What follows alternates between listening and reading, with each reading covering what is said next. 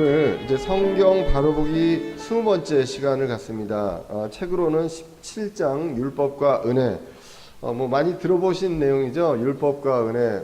이게 우리가 이제 서로 대비되는 것으로 많이 이제 배웠고요. 성경에서도 예수님께서 율법도 말씀하시고 율법을 모두 지키시고, 그리고 그 이후에 예수님 부활 승천한 이후에 교회 시대가 열리면서 은혜로 우리가 구원받는 그 시대가 열렸다. 이제 그런 것들을 이야기를 했습니다. 사실 율법과 은혜를 서로 같은 동일선상에 놔보면요, 성경 해석하기가 굉장히 어려워집니다. 내가 뭘로 구원을 받는지, 율법으로 구원을 받는지, 은혜로 구원받는지 굉장히 모호한 게, 특별히 이제 사복음서에서 그렇게 나오게 됩니다. 이제 우리 그 독립침례교회 이제 교리는 이것을 세대 간으로 이제 구별을 이제 하게 됩니다. 율법의 시대와 은혜의 시대 이렇게 구분을 하게 되고, 지금은 은혜로 값없이 예수님 이후에 모든 것들을 이제 구원을 받게 되는 그런 것들로 이제 우리가 이제 해석을 하게 됩니다. 이 내용을 조금 더 분명하고 구체적으로 하는 내용이 이제 오늘 내용이 되겠습니다. 자, 그래서 율법과 은혜를, 성경은요, 율법과 은혜를 명백하게 구분을 합니다. 다른 경륜이고요.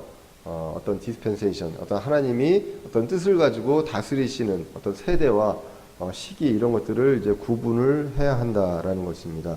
사실 이 책을 썼을 때, 제가 누누이 말씀드리지만, 이 책을 썼을 때 이 저자가 1920년대 사람이에요. 그래서 이스라엘이 나라로 독립하는 걸 못 본 사람입니다.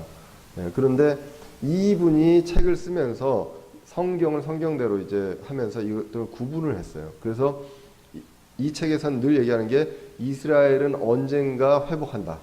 그 당시에 사람들이 웃을 만한 얘기죠. 거의 2000년간 나라가 없었는데, 근데 왜냐하면 그러기 때문에 그 기간 내에 여러 가지 신학들이 이스라엘을 분명히 얘기를 하고 있고 회복을 분명히 얘기하고 있는데, 성경에서는 이스라엘은 나라로 독립할 것 같은 낌새가 전혀 안 보입니다. 그 당시만 해도. 그렇기 때문에 이게 교회다. 이스라엘이 바로 교회이기 때문에 모든 성경이 이제 교회한테 얘기하는 것이다. 이런 식으로 이제 그 해석을 하게 됩니다. 그런데 그 당시엔 그러면은 우리 같은 독립침례교회 교리가 없었느냐? 그렇지 않고, 이제 이분 같은 경우는 아니다. 이스라엘은 반드시 회복을 한다. 나라로 독립을 한다라는 얘기를 이제 1920년대 이 책이 썼을 때 그걸 하게 됩니다. 자, 그래서 율법은 모세를 통해서 오게 됩니다. 그리고 은혜와 진리는 예수 그리스도를 통해서 온다고 합니다. 그래서 예수님께서 분명히 얘기할 것은, 율법을 모두 다 엉터리냐, 필요 없다라고 얘기했느냐? 그렇지 않습니다. 근데 율법이 완성이 아니다라는 거예요. 율법을 통해서 우리가 구원을 받을 수 있는 게 아니다라는 걸 성경에서 이제 이야기를 한다는 것입니다. 자, 성경에서 보면은 율법을 한 3가지 정도로 구분할 수가 있습니다. 시내산에서 이제 받은 율법에 보면, 먼저 출애굽기 20장에 나와 있는 것들이 이제 10계명이죠. 10계명은 도덕법입니다. 뭐 하지 마라, 뭐 하지 마라, 뭐 해라, 뭐 이런 것들이 나와 있고요. 그 다음에 시민법이 21장부터 24장까지 이제 나오게 됩니다. 여러 가지 시민들로 하나님의 백성의 그 시민들로서 해야 될 것들에 대한 법이 나오는데요. 그 출애굽기 21장을 좀 찾아보시면, 우리가 이제 낙태에 대해서도 그 참고할 수 있을 만한 구절이 있어요. 출애굽기 21장에 보시면 여러 내용들이 나옵니다. 종들에 대한 법도 나오고요. 그리고 폭행에 대한 것도 나오고, 짐승에 대한 것도 나오고, 재물에 대한 것도 나오고, 여러 가지 것들이 이제 시민법에 대한 것들이 나오게 됩니다. 윤리, 의식 이렇게 나오게 되는데, 21장 12절 이하에서는 폭행에 대한 법이 나오거든요. 폭행에 대한 법이 나오는데, 21장 22절을 보시면 이렇게 나옵니다. 사람들이 싸우다가 아이 벤 여인을 다치게 하여 그의 열매가 그녀에게서 나왔는데 다른 손해가 뒤따르지 아니하면 그는 그 여인의 남편이 요구하는 대로 반드시 형벌을 받되 재판관들이 결정하는 대로 지불할지니라. 그러나 어떤 손해가 뒤따르면 너는 생명은 생명으로, 눈은 눈으로, 이는 이로, 손은 손으로, 발은 발로, 화상은 화상으로, 상처는 상처로, 매는 매로 갚을지니라. 이렇게 나오게 됩니다. 임신한 여자, 아이를 뵌 여자를 폭행을 가해가지고 이 아이가 어떻게 됐을 때 그것을 그대로 갚아라. 만약에 죽었으면 어떻게 해요? 생명은 생명으로. 그래서 이러한 것들을, 그러니까 아이를 뱃속에 있는 아기조차도 생명으로 인정을 하는 거예요, 성경에서는. 그렇기 때문에 우리가 이 낙태나 이런 문제에 대해서 우리가 굉장히 분명하게 볼 필요가 있습니다. 이게 이제 이스라엘 민족들이 구약에서 하나님께서 이스라엘 민족들에게 주신 그 율법 안에 이제 들어가 있는 것입니다. 여러 가지 이제 시민법이 있다는 것입니다. 재물에 대한 거, 윤리, 공의, 뭐 안식일 이런 것들 유대인들이 지켜야 될 시민법이 있고요. 그 다음에 25장부터 40장까지가 의식입니다. 여러 가지 희생 예물이라든가 소위 말하는 뭐 제사라고 우리가 알고 있었던 여러 가지 의식들에 대해서 어떻게 해야 되고 재물을 어떻게 드려야 되며 뭐 절기는 어떻게 하고 이런 것들이 출애굽기 25장 이후에 나와 있습니다. 그래서 도덕법, 시민법, 의식법 이 세 가지 율법이 나오게 됩니다. 자, 그러면 모세 이전에 있는 사람들은 어떠냐는 거죠. 모세 이전에 사람들이 많았는데 그 모세 이전에 사람들은 율법이 없었으니까 그러면 죄인이 없느냐? 그렇지 않다고 로마서 2장 14절 이하에서 이렇게 얘기를 합니다. 율법을 소유하지 않은 이방인들이 본성을 통해 율법 안에 들어있는 것들을 행할 때에 이런 사람들은 율법을 소유하지 않아도 자기에게 율법이 되나니 이런 사람들은 또한 자기 양심이 증언하며 자기 생각들이 서로 고소하고 변명하는 가운데 자기 마음속에 기록된 율법의 행위를 보이느니라. 우리가 율법이 꼭 없어도 사람 죽이는 것은 잘못이죠. 사람 미워하는 건 잘못입니다. 이런 것들은 자신의 양심이 증언하는 그런 양심에 대한 그런 규례가 있다는 것입니다. 자, 그래서 이런 것들을 모세를 통해서 이제 분명하게 율법으로 이스라엘 민족들한테 줬다. 그런데 이방인들한테 율법이 안 들어가 있잖아요. 그래서 이제 로마서에서 사도 바울이 이야기하는 이방인들에 대한 내용들을 하면서 이 내용들을 이야기를 하게 됩니다. 자, 그래서 첫 번째로 우리가 구분해야 될 것은 율법은요, 위에 나와 있죠. 이방인들에게 준 것이 아닙니다. 다시 로마서 2장 14절을 보면 율법을 소유하지 않은 이방인들 이렇게 나와 있죠. 그러니까 이 율법은 누가 소유한 겁니까? 이스라엘 민족입니다.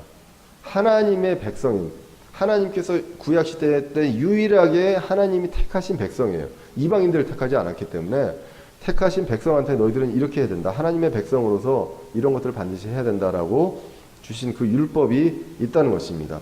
그렇기 때문에 율법은 전적으로 이스라엘 민족에 대한 것이다. 예를 들어서 이제 안식일이 있습니다. 십계명에 보면 안식일 꼭 지켜라라는 내용이 나오게 되죠.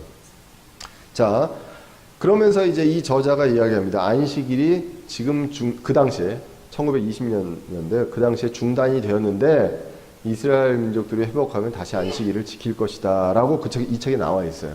그러면서 성경을 들은 게 호세아 2장 11절입니다. 내가 또한 그녀의 모든 희락과 명절날과 월삭과 안식일과 모든 엄숙한 명절이 그치게 하며, 여기서 이제 그녀는 이제 이스라엘 민족을 이제 상징을 하고 있죠.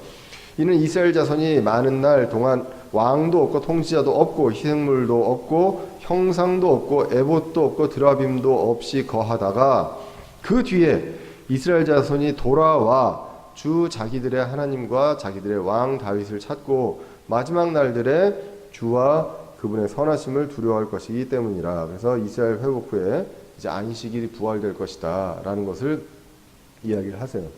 자, 그러면 우리가 성경을 해석하는 데 있어서 성경을 그냥 성경대로 해석하면 1920년도나 지금이나 이러한 문제에 대해서 분명하게 우리가 이제 구별을 할 수가 있다는 것입니다. 안식일은 그 호세아서도 그렇고 많은 여러 가지 그 성경 출애굽기에서도 그렇고 이제 하나님께서 이스라엘 민족들한테 허락하신 법이다. 그러므로 우리가 이거를 지킴으로 인해서 복을 받고 지키지 않음으로 인해서 형벌을 받고 이런 것이 아니다라는 것입니다. 그리고 다시 한번 말씀드리지만 안식일은 토요일입니다.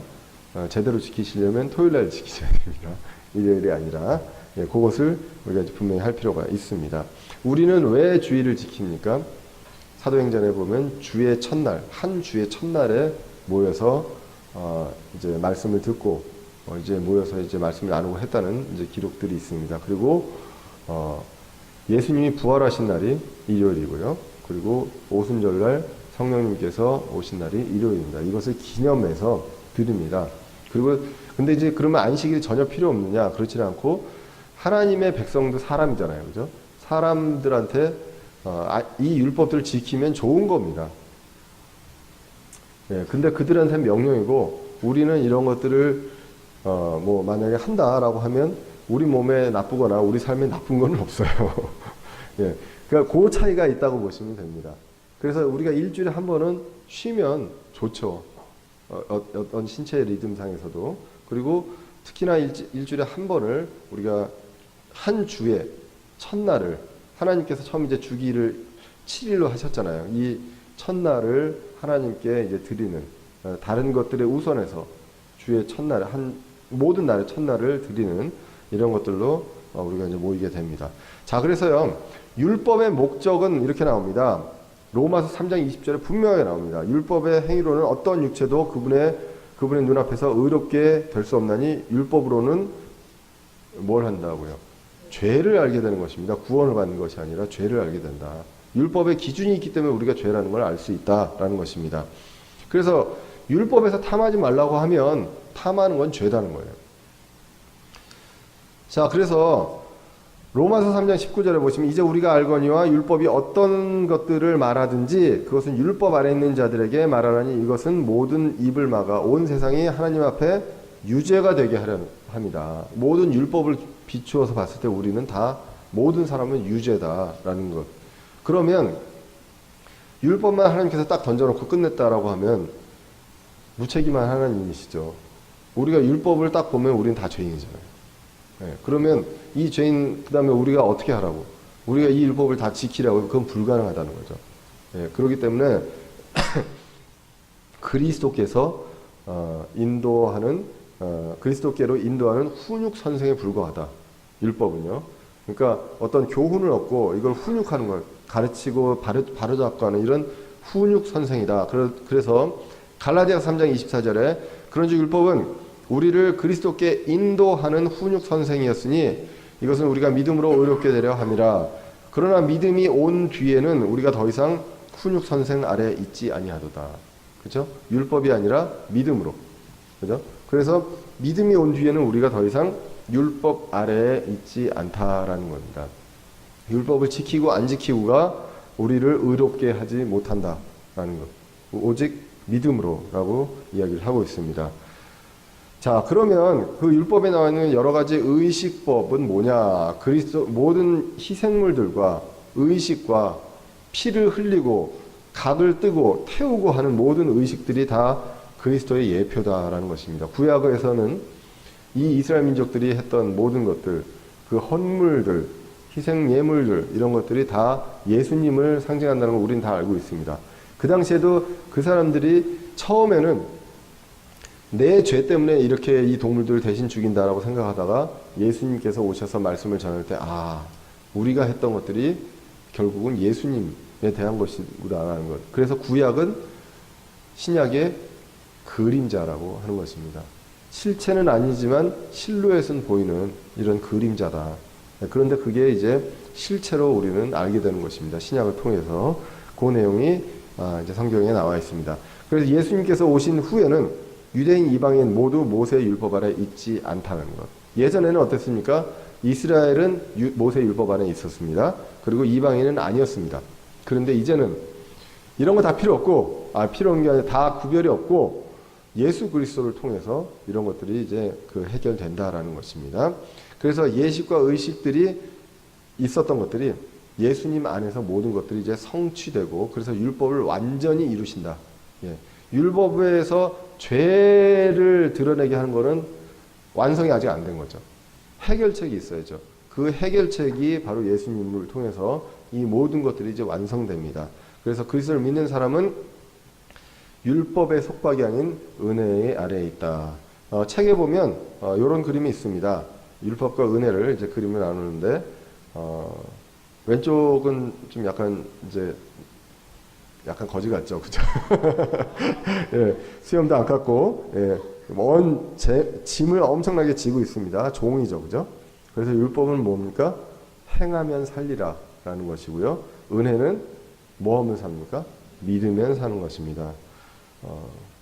옷이 너무 다르네요, 그죠? 예. 자, 거기에 십자가가 있다라는 것입니다. 그래서 우리는 예전에는 종이었습니다. 지금은 아들이다라는 것. 그래서 이제 요 내용들도 이제 그 책에 나와 있습니다. 율법은 모세를 통해서 왔고 은혜와 진리는 예수 그리스도를 말미암아 왔다. 이게 요한복음 1장 17절에 이제 나와 있는 구절입니다. 자, 그래서 이제 모세와의 언약의 표적으로 이스라엘에게만 준 것이 바로 율법이다라는 게 출애굽기 20장, 그 다음에 에스겔서 20장 뭐 이렇게 나와 있습니다. 율법은 사람을 의롭게 하는 것이 아니라, 예, 율법을 통해서는 아까 그 오전에도 얘기했지만 단 한 사람도 의롭게 될 사람이 없다. 로마서 3장 20절에 나와 있는 내용입니다. 율법은 사람들로 하여금 죄가 무엇인지 깨닫게 하려는 걸로 준 것이다. 예, 그래서 다른 여러 가지 의식법들이 있습니다. 의식법들은 예표다. 그리스도를 가리킨다라는 것이죠. 예수님께서 오셔서 완전하게 율법을 이루셨으므로 이제는 더 이상 그 율법, 예표가 필요 없는 거예요. 실제가 오셨기 때문에 그 예표가 이제 필요 없고 그것을 통해서 이제 구원을 받는 것이 아니다라는 것입니다. 그래서 은혜의 유일한 통로는 예수 그리스도다. 예. 그게 이제 디도서 2장 11절에 나와 있습니다. 은혜를 입기 위해 유일한 도구는 바로 믿음이다. 에베소서 2장 8절에 나와 있습니다. 그래서 율법과 은혜를 이제 표로 나와 있죠. 율법으로 보면 사람들은 종입니다. 그죠? 그리고 은혜로 입장에서 봤을 때 아들이다. 율법은 이야기합니다. 그 모세가 처음에 떨기나무에서 하나님을 만날 때 어떻게 합니까? 모세 보고 신을 벗어라라고 이야기를 하게 됩니다. 예, 그리고 누가복음 5장 22절, 다음 주에 우리가 이제 누가복음 15장 22절 탕자의 비유에서 이야기합니다. 아버지가 그 돌아온 탕자에게 뭘 하라고 합니까? 여기서 내 신을 신어라. 예, 그 모세복은 신을 벗어라. 예, 돌아온 탕자에게는 신을 신어라라고 이야기한다는 것. 그리고 레위기에도 얘기하지만 행하라 그리하면 살리라고 에베소서 8장 10절에서는 살아라 그리고 행하라 라는 거. 먼저 구원을 받고 그 다음에 행하는 것이다 라고 나오게 됩니다. 그 다음에 율법은 거룩함을 요구하고요. 은혜는 거룩함을 줍니다. 율법은 양이 죽었어요. 그죠? 근데 은혜는 목자가 죽습니다. 양을 위해서. 그리고 율법은 여러 번의 수많은 희생물을 수도 없이 여러 번 드렸어야 되는데 은혜는 단 한 번의 영원한 희생물로. 단 한 번 하면은 어떤 장을 생각을 해야 될까요? 히브리서 10장 또는 9장 10장에 보면 단 한 번이 나오게 됩니다. 단 한 번으로 모든 걸 해결하셨다라는 거. 단 한 번 하면 히브리서 10장을 생각하셔도 되겠습니다. 자, 그러면 율법이 이제 그랬습니다. 그러면 은혜는 어떻게 이야기를 하냐. 성경에서 그 은혜에 대한 내용들을 한번 보려고 합니다. 은혜는 먼저 선물이다라고 이야기를 합니다. 내가 먼저 그 뭔가를 한 것이 아니다.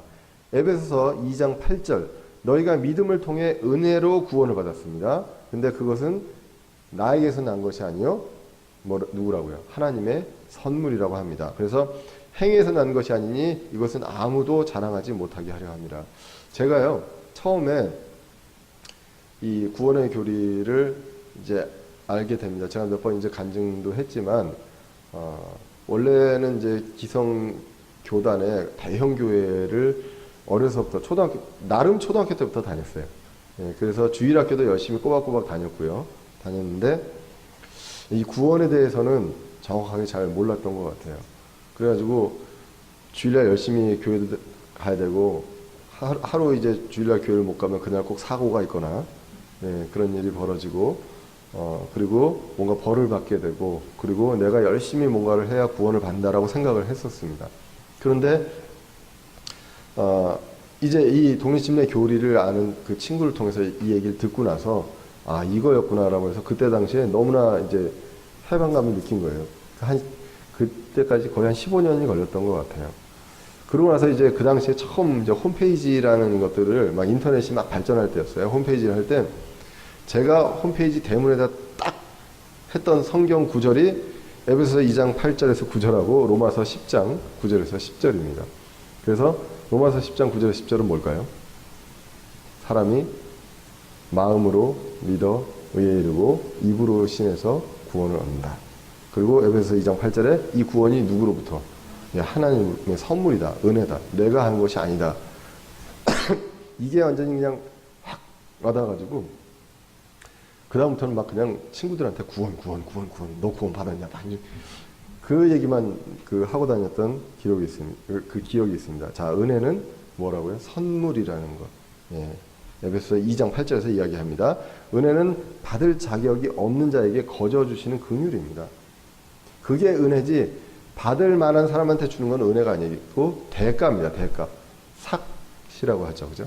예, 그렇기 때문에 이 은혜는 우리 모두가 받을 자격이 없는 사람들입니다. 그런데 그거를 공짜로 주셨다. 예, 그것이 왜 어떤 마음입니까? 긍휼히 여기시는 그 마음 때문에 주신 것이다 라는 것입니다. 그러면 그 긍휼히 여기는 그 마음, 그 은혜의 원천은 무엇이냐라는 것이죠. 은혜의 원천은 바로 하나님의 사랑이다 라고 성경이 기록을 하고 있습니다. 요한복음 3장 16절에 보시면 워낙 유명한 말씀이죠. 하나님께서 세상을 이처럼 사랑하사, 그래서 자신의 독생자를 주셨다라는 것입니다. 누구든지 그를 믿는 자는 멸망하지 않고 영원한 생명을 얻게 하려 합니다 라고 기록을 하고 있습니다. 자, 그래서 은혜의 원천은 하나님의 사랑입니다. 하나님께서 우리를 사랑하시고 불쌍하게 여기셨기 때문에 진짜 그렇지 않다면 너 이 정도까지는 돼야 돼. 이 정도까지만 와, 네가 해서. 그러면 내가 해줄게 라고 해야 되는데 그럴 사람이 아무도 없는 거죠.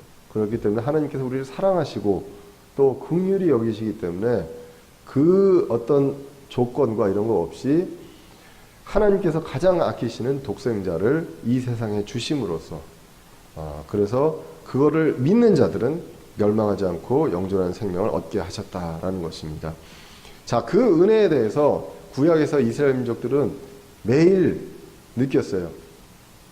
양을 죽이며 염소를 죽이며 나 대신 죽이며 그런 것들을 이제 피를 흘리고 각을 뜨고 태우고 하면서 이런 것들을 느꼈겠죠. 근데 그거는 이 짐승이기 때문에 한 번에 모든 걸 해결할 수가 없어서 계속 반복적으로 주기적으로 할 수밖에 없었다는 것이죠. 근데 예수님께서 오셔서 6월절에 어린 양, 우리가 6월절에 어린 양의 피를 그 문설주에 발랐던 그런 것들처럼 그 6월절에 어린 양으로 오셔서 사람으로 오셔서 단 한 번에 이 모든 것들을 해결해 주셨다. 이게 그 사람들한테는 얼마나 크게 와닿을지. 우리는 사실 이스라엘 문화를 정확하게 모르기 때문에 피만 보면 징그럽지 않으세요?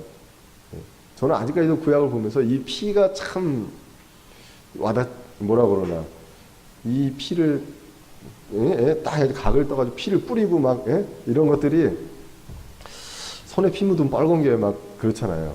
그런데 이런 것들을 그 수천 년 동안 해왔던 이스라엘 민족은 예수님께서 그런 것들을 상징으로 주셨다는 것. 내가 그렇게 해왔던 것들을 이 예수님이 이런 것들 때문에 우리한테 그런 것들을 구약 때 계속 보여주셨구나라는 것들을 알았을 것이다라는 거죠. 그거를 내 죄 때문에 죽었다는 걸 알았다는 사람이라면 어떤 바리새인과 서기관이 아니라 그렇다면 그걸 분명히 이제 알 수 있지 않았을까 싶습니다. 자, 그러면 예수 그리스도의 그 은혜의 통로가 누구냐라는 거죠. 누굴 통해서요? 율법을 통해서가 아니라 예수 그리스도를 통해서 주셨다. 요한복음 1장 17절에 이는 율법은 모세를 통해 주셨으되 은혜와 진리는 누구를 통해서? 예수 그리스도를 통해서 왔다라는 것입니다. 그래서 율법과 은혜를 철저하게 분리를 하고 있습니다.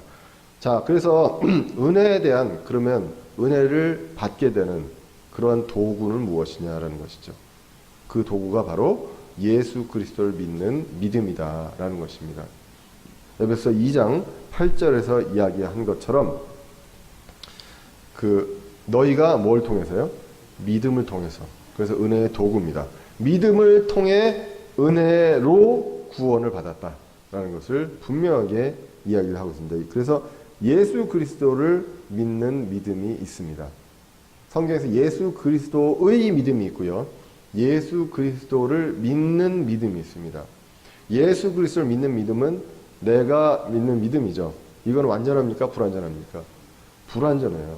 누구든지 믿어도 의심하게 되고 또 어떨 때는 막 왔다 갔다 하잖아요. 안 그러신가요?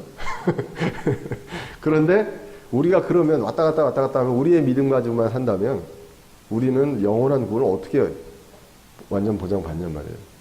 그런데 우리 안에 무엇이 있습니까? 예수 그리스도의 믿음이 있어요. 완전한 예수 그리스도의 믿음이 있습니다. 예, 그 믿음이 우리가 예수 그리스도의 믿음으로 살리라라고 한다는 것이죠. 그래서 그 두 개를 성경은 이제 구분을 하고 있습니다. 자, 그러면 이제는 율법과 은혜의 차이에 대해서 한번 보겠습니다.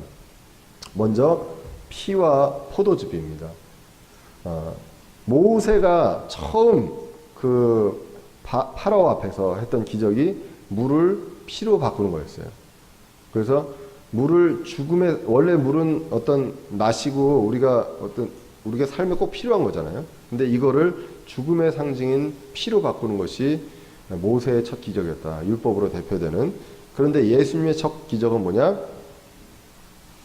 예수님이 말씀하시니 물이 변하여 뭐가 돼요? 포도즙 된내입니다. 포도주 된내가 아니라요. 그래서 요한복음 2장 7절에서 11절 물을 생명의 상징인 포도즙으로 바꿨다라는 것입니다. 요 내용들도 포도즙도 예전에도 한 몇 번 말씀을 드렸어요. 왜 우리 킹제임 성경은 포도즙으로 번역을 했는가? 포도주가 아니라 포도주라고 하면 조금 마음이 편할 텐데 예수님도 술을 드셨으니까. 근데 그렇지 않더라고요. 그죠? 왜 그러냐? 똑같이 영어로 와인이지만 와인이 원래 영어에서 이제 1800년대 웹스터 사전에 보면 와인이 두 가지가 있습니다. 포도 주스도 와인이고요. 포도주도 와인입니다. 네, 그래서 이제 특별히 뉴 와인 하면 새 포도주죠. 그죠? 우리가 지금 번역하자면 새 포도주예요. 근데 뉴 와인이라는 뜻은 뭐냐면 포도 주스예요. 처음에 짜가지고 나온 바로 그 포도즙을 이야기를 하게 됩니다. 자, 그래서 술은 새 부대, 새 포도주는 새 부대가 아니라 새 포도즙은 이제 되는 것이죠. 그래서 포도즙을 이제 우리가 우리 주의 만찬 때 실제로도 포도즙을 마시게 됩니다. 자, 좀 안타깝죠. 예수님이 포도주를 드셨으면 얼마나 좋을까. 흔히들 얘기합니다. 저 술 안 먹어 그러면 그 술은 와인은 술이 아니지. 왜냐하면 그 주로 끝나지 않는다는 거죠. 와인은 와인이니까 그렇게 얘기하지만 예수님도 드시지 않았다라는 것. 물론 이제 많은 술에 내어주지 말라라고 이제 집사들의 그거 나옵니다. 그럼 많은 술은 아니면 술은 먹는구나. 여러분들의 신앙 양심의 자유입니다. 제가 그래서 술을 먹지 말라, 먹어라 이렇게 이야기는 않지만 성경을 근거로 여러분들의 신앙 양심으로 지키시면 되고, 여러분들이 술을 너무 좋아해서 드시지만 신앙적으로 성장하면서 술에 관심이 없어질 수 있으리라 저는 믿습니다. 예, 그런 것들이 이제 말씀을 통해서 우리가 이제 변화되는 것이니까 혹시 자매님들 같은 경우에 이제 형제님들이 아직 예수님에 대해서 잘 모르고 하는데 술을 드시면은 술 먹지 마라부터 먼저 얘기하시지 말고 예수님을 믿으시라고 먼저 얘기하시면 자연스럽게 술을 멀리 하실 줄로 믿습니다. 예. 자, 피와 포도즙이 그렇습니다. 자, 그 다음에 어둠과 빛이 있습니다. 모세는요, 어둠으로 이집트 땅을 덮었습니다. 그죠? 예, 그래서 율법은 어둠을 만든다고 성경이 기록을 하고 있습니다. 출애굽기 10장 22절에서 23절에 나와 있고, 은혜는 빛을 가져옵니다. 예수님은 눈먼 자를 위한 세상의 빛이라고 요한복음 9장 5절에서 나와 있습니다. 예수님도 빛이요, 말씀도 빛입니다. 그죠? 이 세상을 비추는 빛이고요. 예. 그 내용이 이제 나와 있고요. 그 다음에 죽음과 생명입니다. 율법은 죽음을 이야기하고 은혜는 생명을 이야기합니다. 율법을 안 지키면 우리가 출애굽기도 보면 뭔 죽이라는 게 그렇게 많이 나오는지 모르겠어요. 다 죽이래요. 예, 그렇게 하는데 이제 우리가 은혜는 생명을 가져옵니다. 율법의 마지막 모세가 했던 그 파라오 앞에서 했던 기적 중에 마지막이 장자를 죽이는 거죠. 그죠? 예, 그래서 그 율법에서 이제 로마서 6장에서 나오지만 죄의 삭은 예, 사망입니다. 그리고 이집트 재앙에서도 장자가 죽게 되는 것도 이제 출애굽기 12장 29절에서 나옵니다. 마지막에 대한 기적이 죽음이었다라는 것. 그리고 율법이 처음 선포될 때 어떻게 됩니까? 시내산에서 그 돌판을 들고 모세가 내려와요. 내려왔더니 어떤 일이 벌어집니까? 금송아지를 하고 막 경배를 하고 있어요. 모세가 딱 보니까 이 사람들이 어떻게 있어요? 벌거벗었다고 그랬습니다. 예. 완전히 그냥 벗고 있는 거예요. 예. 그러니까 사실 그 마귀나 이런 것들이 들어오면 사실 자꾸 벗으려고 하는 것 같아요. 예, 노출도 심해지고 뭐 이런 것들이 있지 않나. 그랬을 때 어떻게 합니까? 이제 가르죠. 그 당시에 레위인들하고 이제 하나님 편에 쓸 사람들 가르고 나머지를 이제 죽일 때 3,000명 정도가 이제 죽게 됐다라고 나옵니다. 근데요, 똑같이 예수 그리스도의 그 기적에서 보시면 나사로를 부활시키죠. 생명을 줍니다. 예수님은 생명을 줍니다. 죽음을 주는 게 아니라. 그리고 사도행전에서 보시면 은혜의 복음이 선포될 때 사도행전 2장 41절에 보면 똑같이 3,000명이 3,000혼이 구원을 받았다라고 기록을 하고 있습니다. 그래서 이렇게 율법과 은혜는 대비가 된다는 것입니다. 또 아까도 얘기했지만 벗기는 것과 입히는 것. 예, 선한 사마리아인의 비유 누가복음 10장에 나와 있는 것입니다. 이 도둑이 와서 이제 다 도적질을 하고 때리고 이제 옷을 벗겨갑니다. 예, 그래서 제사장과 레위인들, 율법을 상징하는 사람들이죠. 이 사람들은 전혀 도움이 안 됩니다. 예, 벗겨져 있는 상태에서 도움이 안 되고 사마리아인은 입히고 기름과 포도즙을 붓고 그 사람을 이제 살리게 됩니다. 예, 이러한 것들. 이게 이제 죽이는 것과 살리는 것 지금 같은 내용으로 하게 됩니다. 그리고 율법과 은혜의 차이, 찾는 것과 구원하는 것이다. 율법은 그분을 찾으라고 합니다. 예, 찾을 만한 때 찾아라. 은혜는 어떻게 합니까? 누가복음 19장 10절에 사람의 아들은 잃어버린 것을 찾아 구원하러 왔느니라 하시니라. 오늘 본문에서도 주님께서 찾으신다는 것. 우리가 찾는 게 아니라 주님께서 끝까지 찾을 때까지 찾으신다라고 이제 기록을 하고 있습니다. 자, 아까 이제 표에서 나왔지만 행하라 그러면 살리라 라는 것이 레위기 18장. 그 모든 율법에서 보면 이걸 해라 그러면 살리라 안 그러면 죽는다 라는 내용들이 이제 나오게 됩니다. 그 다음에 은혜는 어떻습니까? 살라 그러면 행하리라.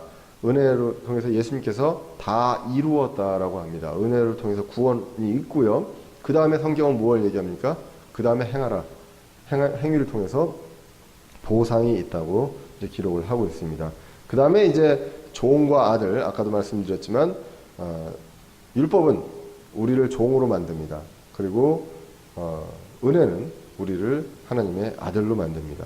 그래서 내 신을 벗으라고 모세한테 이야기했고요. 그리고 내 신을 신으라라고 잘못 나왔습니다. 축이 아니라 누가복음입니다. 누가복음 22장에 나와 있습니다. 그리고 이제 율법과는 양과 목자, 율법은 양이 목자를 위해서 죽는다라는 것입니다. 그리고 왜 그렇습니까? 양을 죽이잖아요. 희생예물을.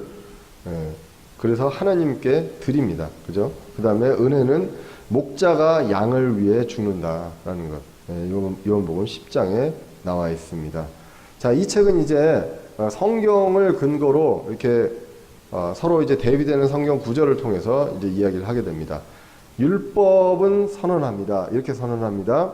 갈라디아서 3장 10절에 율법의 행위에 속한 자들은 다 저주 아래에 있나니 기록된 바 율법책에 기록된 모든 것을 행하기 위하여 항상 그것들 가운데 거하지 아니하는 모든 자는 저주받은 자니라 하였느니라.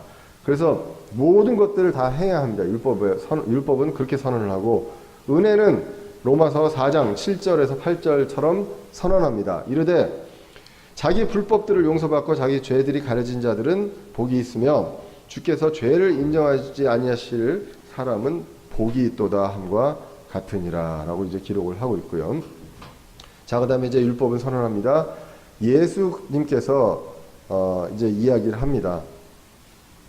어떻게 해야 되느냐. 율법사들이 우리가 도대체 어떻게 해야 됩니까? 라고 했더니 너는 내 마음을 다하고 혼을 다하고 생각을 다하여 주 내 하나님을 사랑하라. 이렇게 해라 라고 이야기를 하는 것이죠. 은혜는 어떻게 합니까? 요한일서 4장 10절처럼 우리가 하나님을 사랑하지 아니하였으나 그분께서 우리를 사랑하시고 자신의 아들을 보내사 우리의 죄들로 인한 화해 헌물로 삼으셨나니 여기에 사랑이 있느니라. 우리가 해야 한다? 아니면 하나님이 우리를 사랑하셨다. 이것이 이제 다르게 됩니다. 아까 율법의 선언에서 이야기했던 것 중에 이제 히브리서 10장을 보게 됩니다.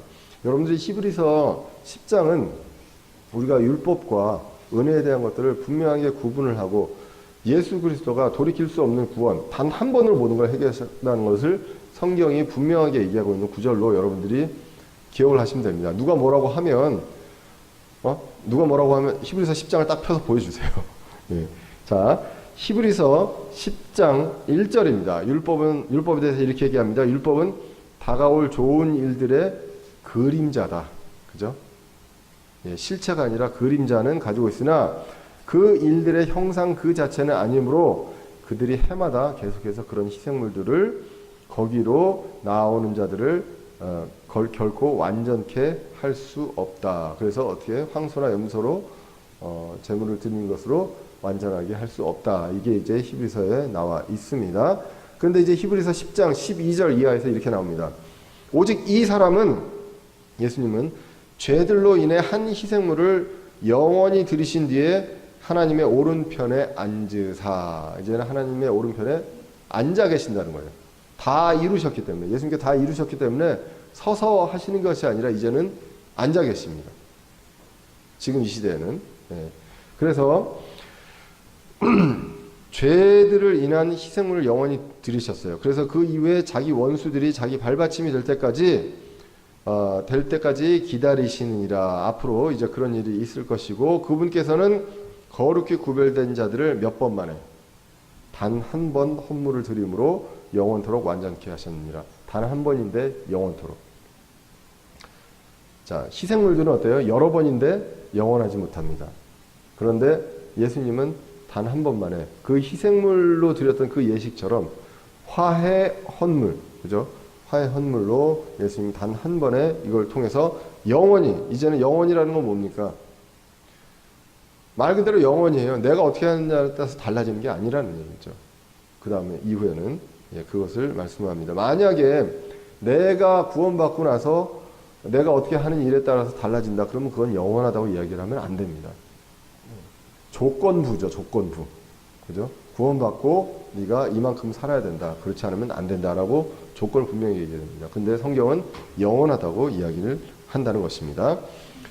자, 그 다음에 이제 율법이 또 이렇게 선언합니다. 로마서 2장 12절에 율법 밖에서 죄를 지은 자들은 또한 다 율법 밖에서 멸망하고 율법 안에서 죄를 지은 자들은 다 율법으로 심판을 받는다. 모두 다 죄를 지으면 율법 안에 있는 사람이건 율법 밖에 있는 사람이건 죄를 지게 됩니다.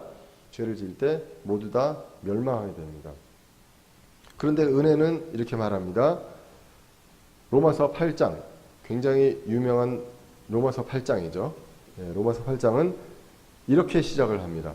그러므로 이제 그리스도 예수님 안에 있는 자들에게는 정죄함이 없나니 그들은 육신을 따라 걷지 아니하고 성령을 따라 걷느니라. 이제 예수님 안에 있는 자들에게는 이제는 더 이상의 정죄, 너와 죄인이다 이렇게 이야기하지 않는다라는 것입니다. 자, 로마서 한 8장을 한번 찾아볼까요?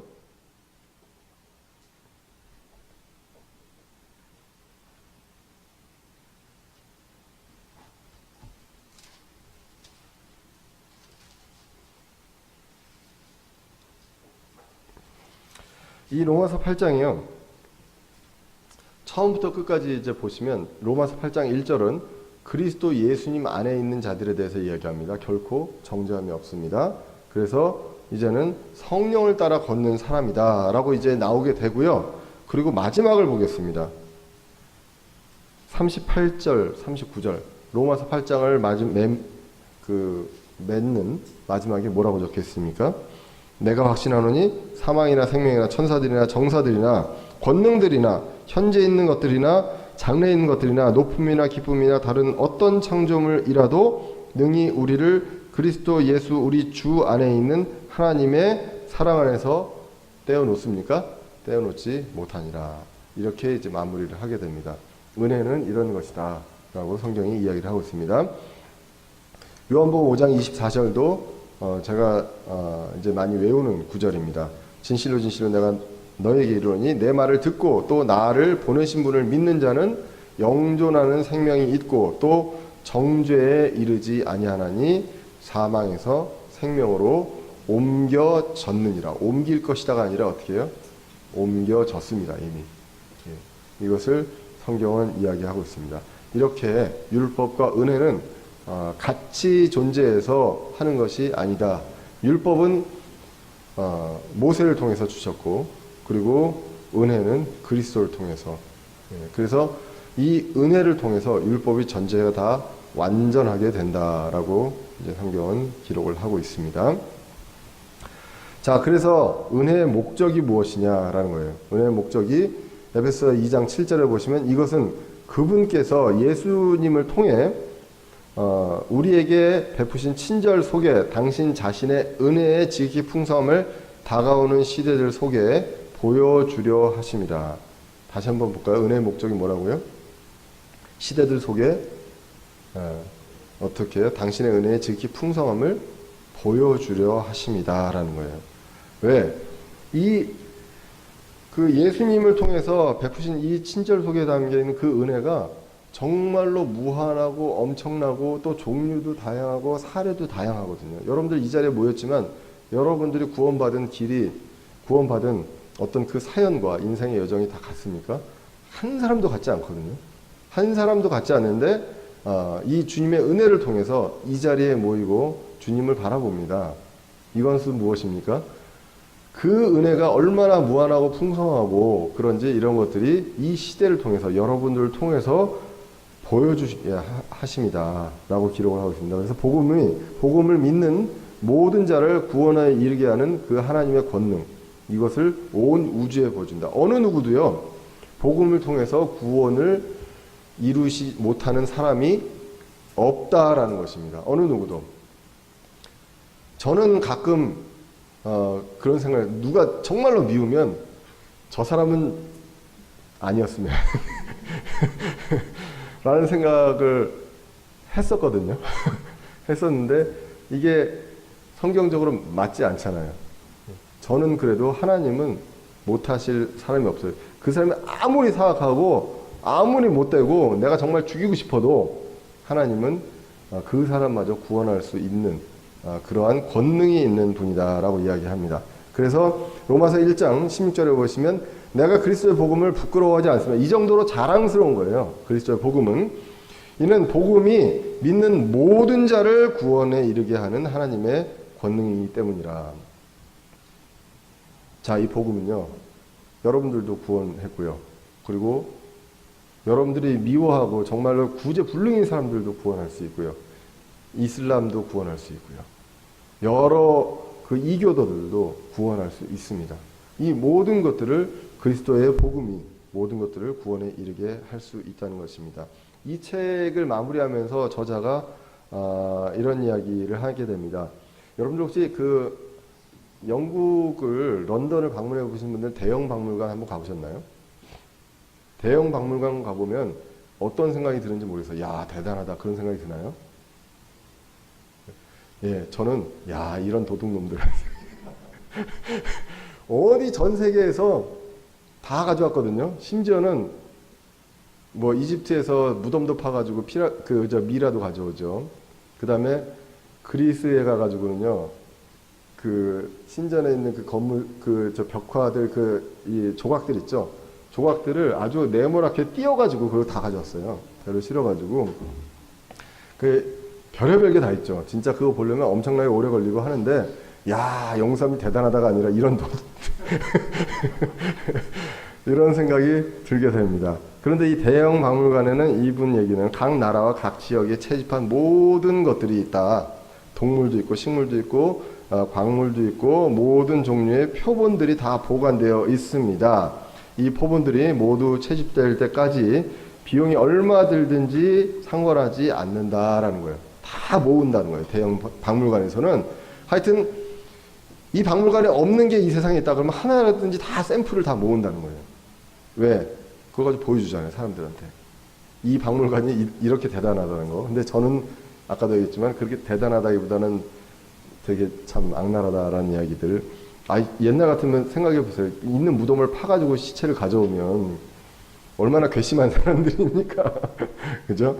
자, 그런데 이와 같이 하나님도 모든 지파와 사람들 그리고 모든 민족들로부터 자신의 은혜에 대한 표본, 은혜로 구원받은 그 샘플들을 모두 가지고 있다. 근데 이 사람들이 모두 다 똑같은 사람들이 아니고 똑같은 사례가 아니다라는 거예요. 그래서 이런 것들을 다 모은 것처럼 이것을 통해서 하나님이 이 지극히 풍성함을 다가오는 시대들 속에 보여주려고 하는 것이다. 이것이 이제 은혜의 목적이다라고 이야기를 하게 됩니다. 그래서 이 책이 마지막으로 당신은 자신이 구원받기에 너무 약하고 천박하고 심보가 고약하고 괴상하고 유별난 존재라고 생각하십니까? 라고 물어보는 거예요. 네. 하나님은 그런 이유 때문에 여러분들을 찾으신다. 그런 독특한 여러분들의 어떤 그 샘플들 그걸 채집을 해서 대형 박물관에 놓고 진열을 하듯이, 예? 야, 내가 이런 사람까지 구원했다.